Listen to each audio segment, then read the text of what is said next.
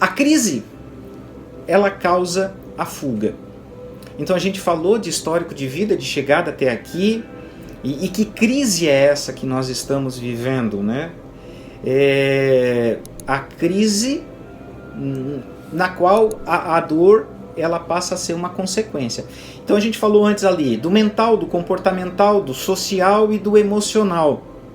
E aí eu trouxe uns exemplos aqui de crises que eu posso estar passando, ou que a minha equipe possa estar passando, ou que o meu colega de trabalho possa estar passando, isso numa visão profissional. Mas se nós olharmos para o lado pessoal, então também posso fazer essa análise.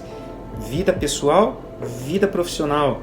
Então, que crises são essas, né? Crises mentais, pensamento disfuncional, a gente não para de pensar, não liga. Ah, mas eu estou tudo bem. Não, tudo bem, mas de repente o meu cônjuge não está, o meu colega de trabalho não está, o meu subordinado, o meu superior não está isso. Então, dentro de um relacionamento, a gente faz essas análises para conseguir identificar. Então, o que seria um pensamento disfuncional? Algo que não está legal. Então a gente começa a identificar, às vezes em nós mesmos e no outro, o próprio comportamento, álcool excessivo, abuso de substâncias, drogas, medicação em exceção, né? Excessivamente, doenças. Puxa, toda hora doente, o que não está legal aí na minha vida? Que está causando esse desequilíbrio na minha área física. Insônia, alimentação, um ponto importante, às vezes para com a alimentação, emagrece, às vezes compulsivamente, come demais. Então, precisamos alinhar alguma coisa que esteja desalinhado e que esse desalinhamento tem gerado essas dores que são a consequência de uma crise. Então, pensando sobre isso, a gente também pode se remeter à área social. E dentro da área social, o eu não, né? Nunca eu. Então, eu não preciso, eu não tenho problema, eu não tenho dificuldade, e sim o outro. Então, às vezes a gente coloca a responsabilidade no outro, a gente coloca a culpa no outro, a gente acusa o outro, mas muitas vezes a situação pode estar na gente. Ou pelo contrário, às vezes eu estou precisando de ajuda, eu preciso de um cuidado, eu preciso de uma atenção, e ao contrário, é só pelos outros. Eu só faço pelo outro, eu só faço pelo outro. Acabo dizendo amém para tudo e não dizendo amém para mim mesmo, né? Sim para mim mesmo, tanto na família, nos amigos, no trabalho. E isso então vem gerando aí os conflitos que tem causado essa situação toda, né? A consequência de tudo isso, os conflitos emocionais, que a gente tem transtornos de ansiedade, transtornos depressivos, né? A famosa síndrome de burnout, que é um termo técnico, né? Descrito cientificamente, que é a situação do trabalho, quando o trabalho não está desalinhado. A pessoa trabalha demais, né? Principalmente agora a pandemia.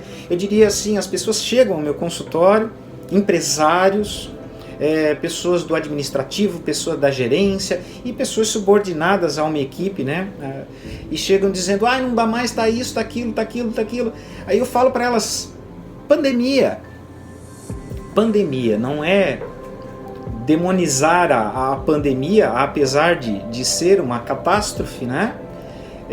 Global, um momento histórico, né? Como disse outra pessoa outro dia numa notícia, numa entrevista, estou cansado deste momento histórico. Então, a pandemia trouxe vários tipos de problemas de insumos, de matéria-prima. Aí a gente cria um produto, quer lançar o produto no mercado, não dá para lançar porque falta matéria-prima, falta logística, a questão do dólar, né? Vocês também têm essa questão de importação, exportação, oscila muito, e aí uma hora é amarelo, uma hora é verde, uma hora é vermelho, então toda hora a gente está mudando os pontos por conta desta tão falada pandemia. Então a pandemia ela já seria o suficiente para trazer essa síndrome de burnout nas pessoas, porque a pandemia trouxe as pessoas para o isolamento, a pandemia trouxe as pessoas para o home office, que desequilibrou a vida pessoal com a vida profissional. Às vezes a gente está lá trabalhando, trabalha excessivamente, não respeita as horas de trabalho, não dorme, a própria tecnologia, como compartilhei com vocês antes,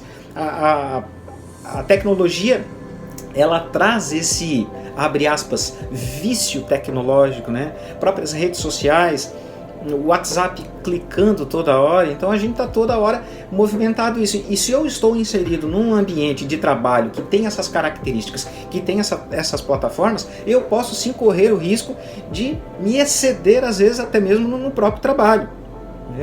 Um trabalho, tem cobrado isso da minha esposa, agora ela está trabalhando, ela também é gerente, ela é gerente de gestão de pessoas numa instituição financeira. E eu cobro isso dela. Quando chega em casa eu digo, desliga, mas eu sou gerente, tem esse, tem aquilo. Eu digo, ok, tudo bem, mas vamos estabelecer uns limites para poder trabalhar isso, para poder dar essa resposta. É tudo no imediatismo, né?